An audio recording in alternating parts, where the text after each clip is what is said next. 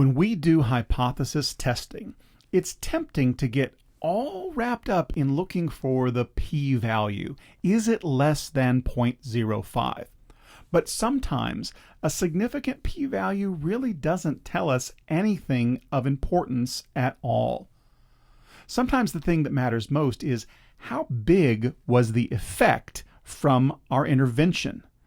And so we need to be able to measure the effect size whenever we do hypothesis testing. Hypothesis testing, or testing for significance, tells us that the effect was not due to chance. But effect size is a measure of how large the effect really was, because differences can be statistically significant, but really not all that impressive. If you pulled into a gas station, but before you began to fill your tank, you looked across the street and there was another gas station, and you realized that the price of gasoline right across the street was 1 cent a gallon less than it was at the place you were just preparing to fill up, would that matter to you? It is really a 1 cent difference. It is statistically significant, if you will. That difference is not due to chance. It is truly 1 cent per gallon cheaper across the street. Is it worth getting in your car and driving over there? Maybe you're on empty. Maybe you have a 14-gallon tank and you do the math real quick and you say, I could save 14 cents if I drive across the street. Nah, not worth it.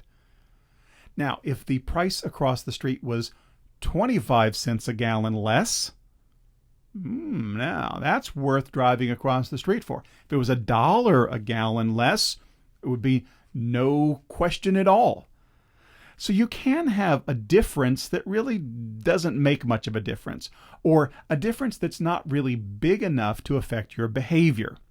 Maybe there's a weight loss drug that is statistically significantly proven to reduce your weight loss by an extra 1 pound per week, and yet it costs $50. Is it really worth $50 a week to lose an extra pound?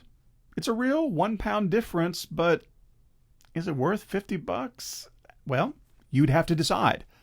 It may be a real difference, but it's still not enough to change your behavior. Or maybe it's worth $5, but not worth $50. So effect size is how we measure how large an effect truly was.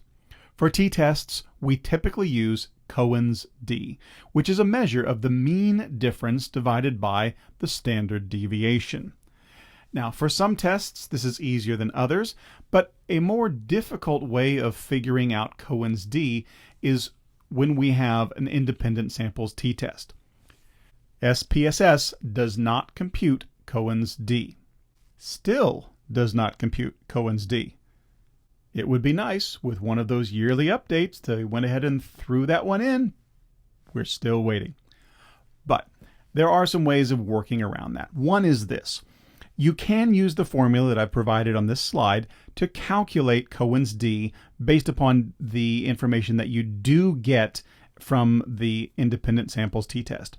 What you will do is divide the mean difference, which you find in the mean difference box, by the square root of the standard error of the difference, which you find in that box, squared, multiplied by n1 plus n2 minus 2. The n's can be found in the group statistics box. Plug in those values to this formula, and you can compute Cohen's d. There are also tables and calculators available to do this math for you, and I have provided for you the RStats effect size calculator. You can use that to figure out Cohen's d as well. So, if you want to be an especially clever student, go ahead and try calculating Cohen's d and reporting that with your APA write-up. I will be very impressed and proud if you do.